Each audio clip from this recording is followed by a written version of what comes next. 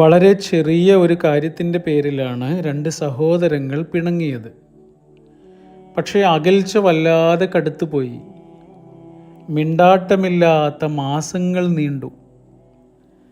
തമ്മിൽ കണ്ടാലും അപരിചിതരായി അകന്നു നിന്നു. രണ്ടാളുടെയും വീടുകൾക്ക് നടുവിൽ നീണ്ടു കിടക്കുന്ന ഒരു പുൽമേടുണ്ട്. ആ പുൽമേട് മുഴുവനും പറിച്ചു കളഞ്ഞ് അനുജൻ അവിടെ ഒരു കുളം കുത്തി. അതോടെ അവരുടെ മക്കളും അകന്നു. അതിനിടയ്ക്കൊരു ദിവസം ജ്യേഷ്ഠൻ്റെ വീട്ടിലേക്ക് ഒരാൾ വന്നു. മരപ്പണിക്കാരനാ. ജോലി വല്ലതും കിട്ടുമോ എന്നന്വേഷിച്ചു. വീടിനകത്ത് ജോലിയൊന്നുമില്ല, പുറത്തൊരു ജോലിയുണ്ട്. ആ കുളത്തിനപ്പുറത്ത് കാണുന്ന വീടില്ലേ, എൻ്റെ അനുജൻ്റെ വീടാ. പക്ഷെ എനിക്ക് ആ വീട് കാണേണ്ട. പറ്റുന്നത്ര ഉയരത്തിൽ ഇവിടെ ഒരു മതിലുണ്ടാക്കി തരാമോ? പഴങ്ങൾ വിൽക്കാൻ ഞാൻ നാളെ പട്ടണത്തിലേക്ക് പോവും. ഒരാഴ്ച കഴിഞ്ഞിട്ടേ തിരിച്ചു വരുള്ളൂ. വരുമ്പോഴേക്ക് ഇവിടെ വലിയൊരു മതിലുണ്ടാവണം. ആവശ്യമുള്ളത്ര മരങ്ങൾ മുറിച്ചോളൂ. മരപ്പണിക്കാരൻ ആ ജോലി ഏറ്റെടുത്തു. വീട്ടുകാരൻ പട്ടണത്തിലേക്ക് പുറപ്പെട്ടു. 8 ദിവസം കഴിഞ്ഞാണ് തിരിച്ചു വന്നത്. മതിൽ കാണാനുള്ള ആവേശത്തോടെ ഓടി വന്ന അയാൾ വീടിനു മുന്നിലെ കാഴ്ച കണ്ട് അമ്പരന്ന് നിന്നു.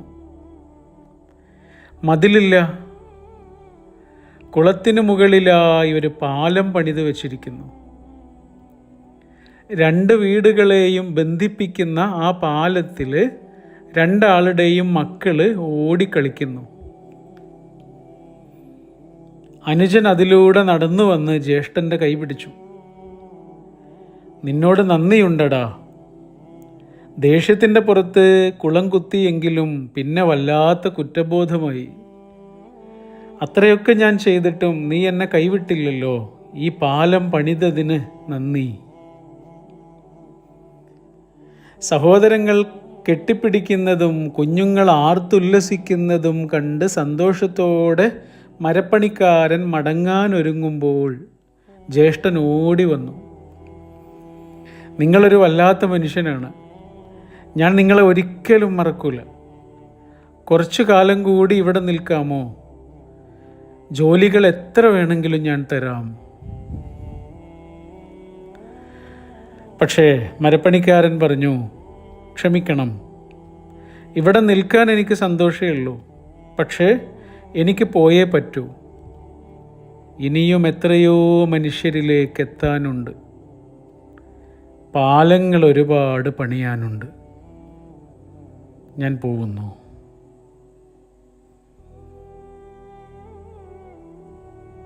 അങ്ങനൊരു മരപ്പണിക്കാരൻ വരാനില്ല. നമ്മൾ പണിതു വെച്ച മതിലും കുളവും നമുക്കിടയിൽ ദൂരം കൂട്ടുന്നുണ്ട്. മനുഷ്യർക്ക് മാപ്പ് കൊടുക്കുമ്പോൾ ആ കുളങ്ങൾക്കു മീതെയായി പുതിയ ഒരു പാലം ഉയരുന്നു. മാപ്പ് കൊടുത്തില്ല എങ്കിൽ നമ്മുടെ മനസ്സ് വേദനിച്ച ദിവസത്തിൽ തങ്ങി നിൽക്കും. നമുക്ക് ഈ നിമിഷത്തിൽ ജീവിക്കണം. അതിനാണ് മാപ്പ്. യാതൊരു അർഹതയില്ലാത്ത മനുഷ്യർക്കും മാപ്പ് കൊടുത്ത് വിട്ടുകളയണം. ഇനിയും വിശ്വസിച്ച് കൂടെ കൂട്ടാനൊന്നുമല്ല. ഒരപരിചിതനോട് കാണിക്കുന്ന നിർവികാരതയില്ലേ, ഒരു അപരിചിതനോട് കാണിക്കുന്ന നിർവികാരതയില്ലേ, അത്രയെങ്കിലും മതി. മാപ്പ് കൊടുത്ത് വിട്ടുകളയുക. ചെറിയ മനസ്സുള്ളവർക്ക് പറ്റുന്ന പരിപാടി അല്ലത്. മാപ്പ് കൊടുക്കാൻ അപാരമായ മനഃശക്തി വേണം.